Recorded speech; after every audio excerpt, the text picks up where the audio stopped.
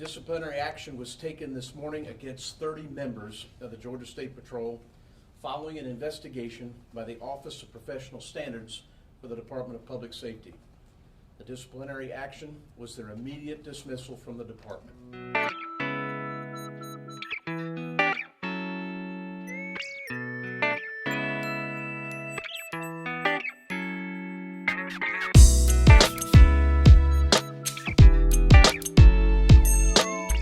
Stallings. Good afternoon, everybody. Thank you for being here. Disciplinary action was taken this morning against 30 members of the Georgia State Patrol following an investigation by the Office of Professional Standards for the Department of Public Safety. The disciplinary action was their immediate dismissal from the department. The action follows an investigation that the troopers, all members of the 106th Trooper School, cheated on an online examination for the speed detection operator component of the Trooper School curriculum. The investigation found the allegations to be true, and the dismissals were made this morning. The timeline. On October the 8th, 2019, an allegation was made that everyone in the school had cheated during the online examination of the speed detection operator course. An investigation was opened on October the 15th. Professional standards investigators conducted interviews with 2 members of the 106th school who corroborated the allegation initially made.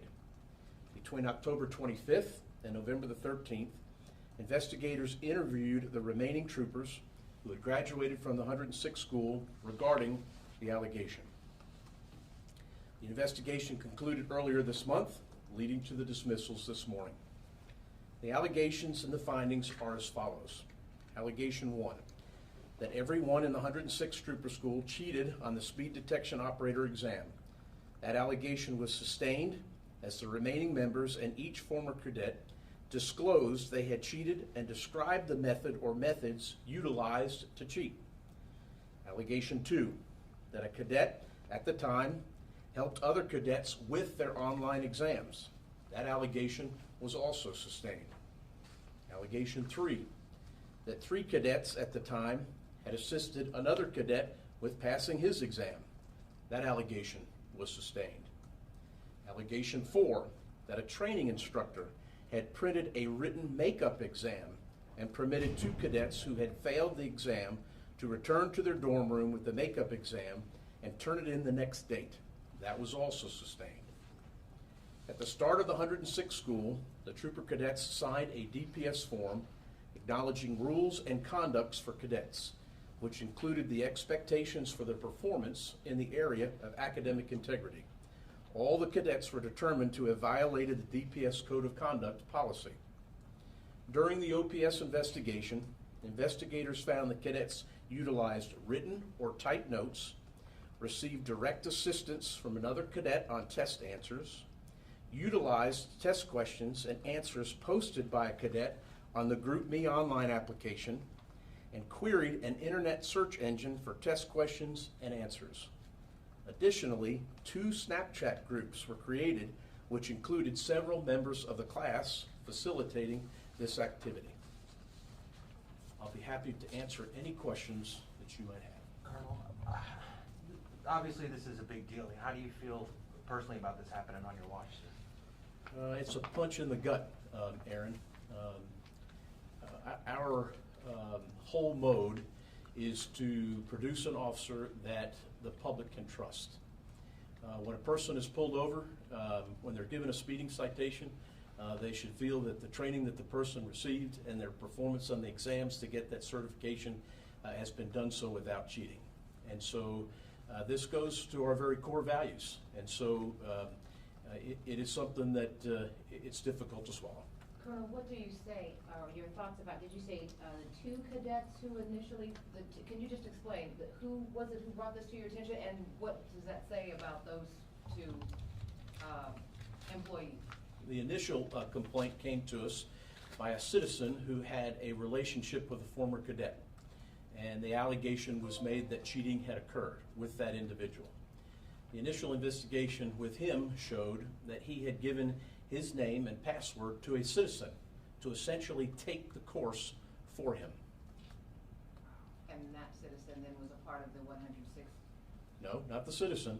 This is an outside person, a non-employee of this department. Yes, ma'am. The non-employee took the test. That's correct. Why? Basically cheated for him. Can you talk to us a little bit about what's being done? Let me finish answering that Sure. particular question. So, when that person was disciplined for those activities, he then came forward and said, well, I'm not the only one who cheated. I'm not the only one who did this. And made the allegation that essentially everybody had cheated. Well, when that occurs, that gets your attention, and then we go down the path of the investigation of the whole school. When Did that- did this occur? Nobody from the. Excuse me, did that answer it, ma'am? It does, yes, sir. Just one quick follow-up though. So to be clear, no one in the class said, yeah, I want to share something. Everyone clearly participated in this. Yes, ma'am. Yes, sir. And how many, first thing, how many are in the class again? 33 were initially graduated in the class. One had resigned previously. Another one is on military leave. And out of those 33, 30 were dismissed today. Colonel, Can you- what about, Yes, sir. Going back to what you said earlier to Portia, what's being done going forward that something like this doesn't happen again in terms of people who are not graduating are taking the test? How is your agency dealing with that, given that I know it happened this morning? You know, my initial reaction when it comes to modern things sometimes tends to be too reactionary. There is room for online teaching, and I understand that. But in this instance, our training academy is a resident academy.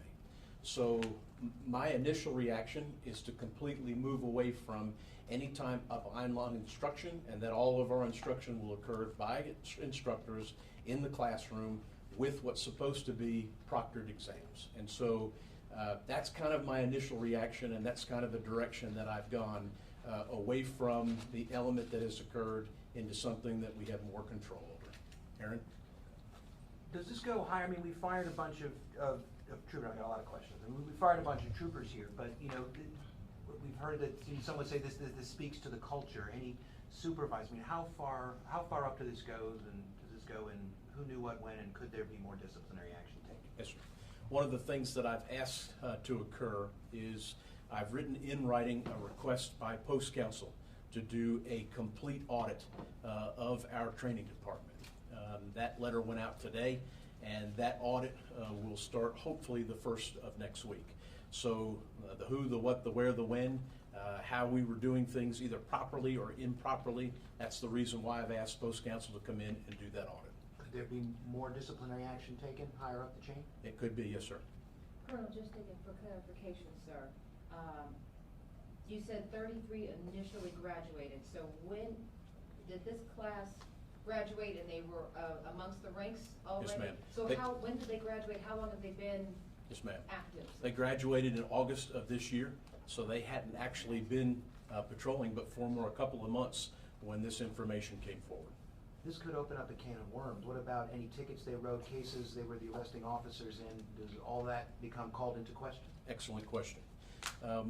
When we knew that this was going in the direction that it was going, we gave the directive that anybody that had a speed timing device in their vehicle, that it would be removed, and that they would cease writing any speeding citations, to the extent that they wouldn't even be able to act upon the information from another officer. In other words, there are laser details that are done where a person operates the laser and other officers, based upon that observation, go and write those citations. We even stopped that as well. We did an inquiry thus far on our system, and we have about 133 citations that we see that have been written up until that point. And so there are speeding actions and speeding citations that were written up until the point that we told them, you can't write speeding citations anymore. Colonel, you think? Wait a second. I'm Thomas. Yeah, go ahead. I'll come back to you. Go ahead, Thomas. Okay, this is out in the public now. You think it's gonna be, it's gonna put a dent on trust of? Absolutely. Of your department? It goes to the core of what we do. Speed detection, enforcing the speed limit is one of the core functions of what the patrol has always done. You know, we're the speed jockeys, you know, and so it does. And it even goes further than that, in that our agency is responsible for the certification of other law enforcement agencies, the PDs and the sheriff's departments, to have the certification to run radar. And so I have a duty not only to the agency, but to the chiefs and the sheriffs of this state that I hold accountable for their actions in the use of speed timing devices, that we handle our business appropriately. Yes, ma'am. Two quick questions. Can you tell me if you're looking into any other of the trooper classes? And secondly, can you talk about the two Snapchat groups that you were mentioning? What were they sharing? Yes, ma'am, that's the reason for the post-audit, is to go beyond this, to look at our whole operation. The second aspect of is, they were using the chat groups to communicate to each other, not only in the advent of passing information for cheating on the exams, but also to get their stories straight when the investigation started. Yes, sir. Thank you. The citizen that took the test for the cadet, was he law enforcement somewhere else that knew this stuff, or former law enforcement, and could they face any kind of charges for logging into this site, unauthorized? No, and I don't know, and I'll have to find out. In other words, no, the individual was not law enforcement. This was a civilian. It wasn't a he, it was a her. And whether they could be held accountable for that or not, I don't know the answer to that question. I'll have to find that out. How'd she do on the test? I think she would be post-certified at this time to run radar. And why did she come out and confess again? How did that come about? Like she said she did take it, there were other people involved. How did that? What her motivations were, I'm not quite clear, but obviously, she realized that it was wrong and she came forward. Aaron? We spoke to some folks out on the street about all of this. I mean, they talked to us a lot about that the police and troopers are held to a higher standard.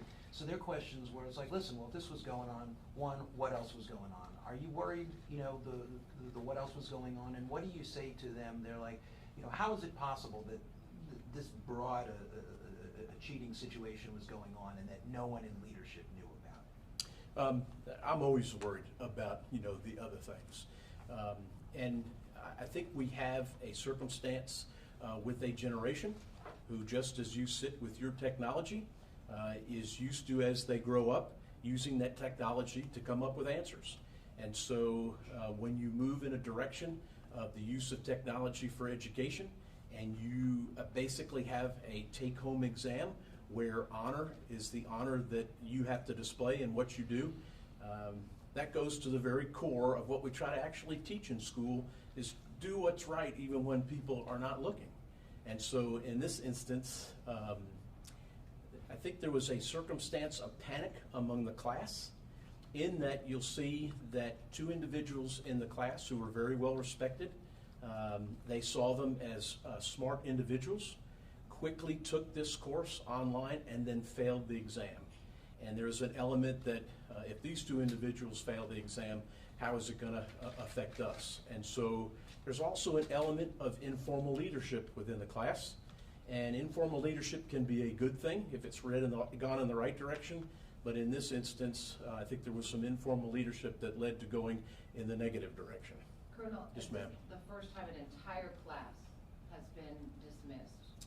In our agency, yes, but I believe in the last decade, Cobb County also had a similar thing where they dismissed 21 members of one of their school for, of course, it was an online type issue. It was within their academy, normal, classroom. And based on your just knowledge of law enforcement experience, is there anything about a termination of this type of this capacity from an agency like this that then prohibits them from working in law enforcement again? I mean, I assume you have to put this on a form. What does that mean? Excellent question.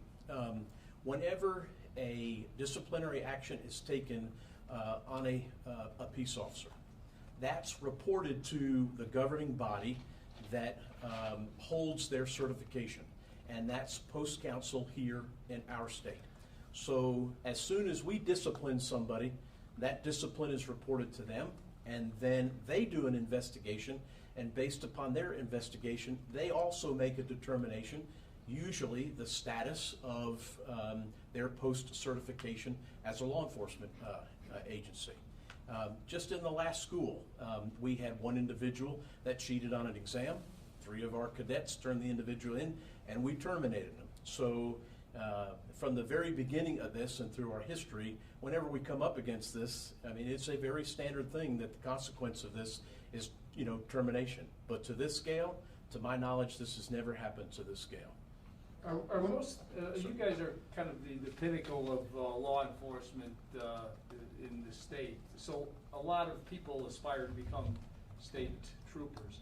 Out of the 31 or 33, how many were officers or deputies somewhere else? Every part of our class has a component to that. I don't know the exact figure, but we'll get that for you, sir. In other words, people who were either police officers with another agent or sheriff's deputies? Yes, sir. We can get that for you, sir. Thank you. Yes, sir. What about the trainers?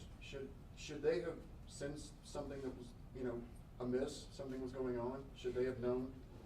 With an online component of training, in other words, when you take an online course, there is a detachment, essentially, that's the person that does it self-paced during a period of time, and then on their honor, they take the test. And so, you know, there's an element of that to where there's a detachment. But in an academy where there needs to be supervision, there needs to be something that's more closely guarded, and that's part of what we're going to be looking into. Follow on to that? Colonel, bringing this home to folks, impact on public safety. I mean, I know that resources are always tight, and Yes, sir. losing 30 troopers, it's not like losing one trooper. I mean, are you concerned about keeping the public safe? What do you do now that you've got 30 job openings? It's essentially a 7-month at a minimum setback in our recruiting cycle. You know, we put out an advertisement and we go through all the background investigations. From the time we start that advertisement to the time the person actually goes school is in excess of a year. But the actual training time is in excess of 7 months. So you have that cycle that we go through, and now essentially you've taken that chunk, that cycle, and removed it. So it lowers overall numbers. And yes, you remove a certain group of people from the roadway, it does have an impact, in my opinion, on public safety. I always like to be able to do more with more. That may not be, you know, the environment that we're in, but when you lose the amount of people like this, not to the normal thing, it puts a dent in the impact that you can have. So what do you say to the public then who's going to say, well, what do we do in the meantime? If the colonel's worried about public safety, what does that mean for me? What do you tell them? Slow down. Don't follow too closely. Don't text and drive. Don't drink and drive. And in no way do I mean that coyly. You know, it's the same message, but we have to concentrate with the existing resources we do to continue to keep a level of enforcement that will keep safety in place. Does that put a burden on the agency? I mean, are folks working on it? How do you fill those spots? You ask folks to do more, and we start another trooper school in February, and we'll have one that will graduate in May. So we have about a 4-month break before we have another group that's going to hit the road in May. Usually you have, what, about 2 or 3 classes in various, you know, down the track? That's correct. At any one time, as you rotate through the year, we usually have about 70 troopers that are in training. And how many people are, how many troopers are all? Yes, ma'am. How long is the class from start to finish? About 32 to 33 weeks, a little over 7 months. Your follow-up, sir? How many, just as a scope of how big the age, how many troopers are there on the streets and in all? Our position status report will reflect about 844, and so the loss of these folks will bring it down to about 814. Colonel, where were these 30 troopers working? Were they right here in Atlanta? Were they all over the state? All over the state. So are you shuffling resources now to cover those spots? We will look at that, and we give the troop commanders the ability to move their resources around where they need to. The state is broken down into 9 troop geographic regions. Each one of them has a commander, and then they have post territories within those geographic regions. So that's kind of where we start. If there is a need to move people around with that area, those resources, because of the need, they have the authority to do so. Yes, sir. How difficult is it going to be given what's happened for future cadets to come in? Is the process going to be changed? Is there going to be a stricter way for them to get in? Because you mentioned earlier that one of the reasons they cheated or potentially cheated was because the exam was hard. Is this perhaps going to make it even more challenging for future cadets to enroll into GSP? Our background and our system of hiring is very challenging to begin with. And so I don't think it's necessarily the process of hiring that's the issue. But I think making the correction in trooper school away from what occurred and looking into the circumstances to make sure that we have the right environment, I think we'll have a better success rate than we've obviously had with this class. Colonel, what? Excuse me. Yes, yes, sir. What kind of preventions will be put in place to ensure that this doesn't happen again? Like I said, we've immediately moved away from this form of instruction. They're not going to be in a self-paced, particularly when they're in a resident academy. This type of instruction will go back to a formal classroom instruction where it'll be taught by an instructor, proctored by an instructor, and all their exams will be properly given according to post rules. And it won't be online? Sorry. No, ma'am, it will not be online. Yes, ma'am. Colonel, did any of these cadets ultimately say why they did this? There were a couple of individuals that had already had academic failures. One in particular knew that a failure on this exam would mean that they wouldn't be able to continue in the training, and very forthrightly said, I did what I had to do. Is that acceptable in any form? No, ma'am. What's the message you're sending, sir, to the, look, you're gonna have more trooper schools. I mean, what is the message that this should send to those? The first message is to the public overall, in that we have a responsibility to maintain that relationship with the public and to show that we'll handle our business even when it is very, very difficult. And this is a difficult thing. And so to maintain that trust and for folks to see that when we do something wrong, that we'll correct the measure and come forward with it, I think that's the first thing. And then within the school itself, it continues on what we give them from the expectation from the very beginning. You're supposed to do what's right no matter who's watching. Yes, ma'am. Colonel, tell me again, how many folks got speeding tickets written by this class? The query that we've done on our computer-aided dispatch system, right now we found 133. So what happens to those folks? That's a very good question. I know what I would do, and so part of what we will do will be notifying the court systems that those citations are written and the actions that we've taken against the officer that wrote them. That's kind of a surprisingly low number. You talk about 30 troopers out there, and you said they were out there for a couple of months before you kind of reined them in. Traditionally, when a trooper first goes on the road, they're not given a radar. They're not given a laser. They're just getting started in their job, and so it is up to the discretion of the post commander and their supervisors to make a determination that they're ready for that. What you do not want to produce is a one-dimensional officer that essentially just uses a piece of equipment to emphasize on one aspect of the job. In other words, we want their head up and we want their head out of the vehicle looking for all violations and all the things that are out there. And so that's the kind of action that occurs initially when they get on the roadway.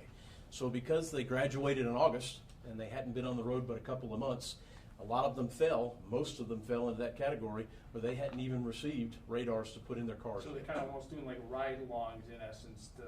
It's not a ride-along at that point. There'll be a certain period in a post where they could ride with somebody to get familiar with the territory, but it's not very long after graduation where they're turned loose. Mm-hmm. And when they're turned loose, it's that period of time where they've got to learn the job more than just one aspect of it. And so the practice is generally to wait a period of time when they get a little of experience, they get a little time under their belt, and they see that there's a lot more out there than just speed. Yes, sir. What about the cost of all this investigation? Certainly that incurred a cost in terms of money, taxpayer dollars. Can you give us a ballpark on any of that? We essentially had 2 investigators that worked over the better part of 3 months. So if you take their 2 salaries and you put the time to put into this is probably just in their time alone exceeding $50,000. That is a swag. That's a swag about kind of knowing who the investigators were, what their rank was, the amount of money. But that's something we can narrow down and get for if you'd like that, sir. Overall, not each 50,000 combined. Correct. Yes. Yes, ma'am. Can you tell us a little bit more about the speed detection course? Just give us examples, maybe of some of the questions asked of them and why they said it was so hard. So you're focusing just on learning the radar gun. Is that right? Is that what this is? First of all, the statement about it was so hard. All of the folks that have gone through trooper school won't rank, in my opinion. I mean, my opinion of the class it wasn't so hard. I mean, it was something that you had to pay attention, but it wasn't rocket science. You know, it wasn't engineering. But there are some principles in there, like the Doppler effect, of how radar works, what's required of you according to the rules of setup and determining the aspect of the experience of being able to judge speed. A radar is only used to confirm what you know is going on. In other words, you have a tracking history where you get the right car doing what you expect, and then you confirm that with the use of the device. So that's all the type of things that occur in the course. It's that background knowledge of how the system actually works. It's what you have to present a case in court. You have to be able to know all of those things. It's those practicals of how to set up a radar and do what's required on a daily basis for maintaining the logs. That's all the type of thing that occurs in the course to lead them then to get time with an actual radar instructor on the road with practical use of it and get those hours in before they can apply for their certification. Colonel, is there no guarantee that none of these cheaters will end up in the ranks of another law enforcement agency? No, I don't think there's a guarantee in that. I think there's always an element of second chances in life. I know that people in the past that have come up against this eventually got their peace officer certification back. But that was over a period of time of discipline, you know, where they had it revoked. So is there an opportunity to move forward for them? Yes, ma'am, it is. I believe there can be. Is there any precedent for how long Post could suspend them before they are allowed to rejoin law enforcement? That's the purview of Post Counsel. That is totally up to them based upon the circumstances. That's an answer that I could not answer for them. Would you be opposed to having any of these cadets come back to GSP? I think that trust with us is done. They're on working test, and I think for this department, in order to gain that trust back, it's not a direction that we would go. How long have you guys done the offline? Have you talked to them individually, like a dad? What occurs is a notification. We put them on administrative leave. We did that last night. And then the notification is done in person and in writing, individually, one person at a time, by the person that takes the action. And so our commanding officer was the person that was their supervision, who has the authority to take this action. And yes, individually they were notified of the action that was taken against them. Yes, How long has the online test been going? How many years, or is this the third time, or it's been Great question, sir. I don't know exactly. We'll find that out for you. It was the 104th and 105th Trooper School was changed a couple of years ago, so 104th, 105th Trooper Schools used it too. Is there any indication of cheating there? I don't think that's what his question was. I think his question was how long has the online course been on there? I don't know about that. Is that what you're asking, sir? Yes, sir. Yeah, we can find that out for you. Okay, so what was the other one that there was one other one you guys were going to have. It's your question. I don't know. Yeah, they're going so fast and furious. About 3 minutes, Colonel. Yes, sir. Quick question for you. Augusta, Savannah, Columbus, other cities within Georgia, obviously the interstate system, you said 30 out of the 844 are no longer going to be there, at least immediately. What type of impact does that, in your opinion, face for people driving? Is it going to be easier now for drivers? Because they may not be those officers giving tickets? If you did it, kind of by an average, which is not actually exactly how they're distributed, but the impact on average can be 3 or 4 troopers per region. When you look at the size of the region, for instance, Troop I on the coast, that's pretty much the whole coastal 100 plus miles and then inland. And so, you take 3 or 4 troopers, 4 or 5 troopers off the road, and you see the distance of the interstate, their not being there can have an impact. Was the lady who took the test, I missed the first 2 minutes of this, the lady who took the test, was she the one who blew the whistle, the non-cadet? Yes. Okay, and she was a former girlfriend of I don't know the extent of the relationship, sir. I just know that she's the one that took the test. So she was somehow unhappy, I would assume. I would say that there was reasons for her to come forward, yes, sir. Yes, ma'am. Men and women in this trooper class? Yes, ma'am. Do you have the gender split? Beg your pardon? Do you happen to know the gender split? Stephanie, do you know? 3 females. 3 females that are in the class? Okay, thanks. And Let's get one more, we've got about a minute left. Do you know if any of the dismissed officers, you know, said, hey, peer pressure made me do this, I didn't want to cheat, but somebody said, hey, everyone else is doing it? That aspect of that I have not heard. I haven't heard those, type of words used. I haven't seen that in the investigation, that it was peer pressure that made them do it. Did they fess up pretty quick? Every single one of them ended up admitting to cheating and the means by which they cheated. Thank you, Carla. Y'all, thank you very much for your time. Thank you.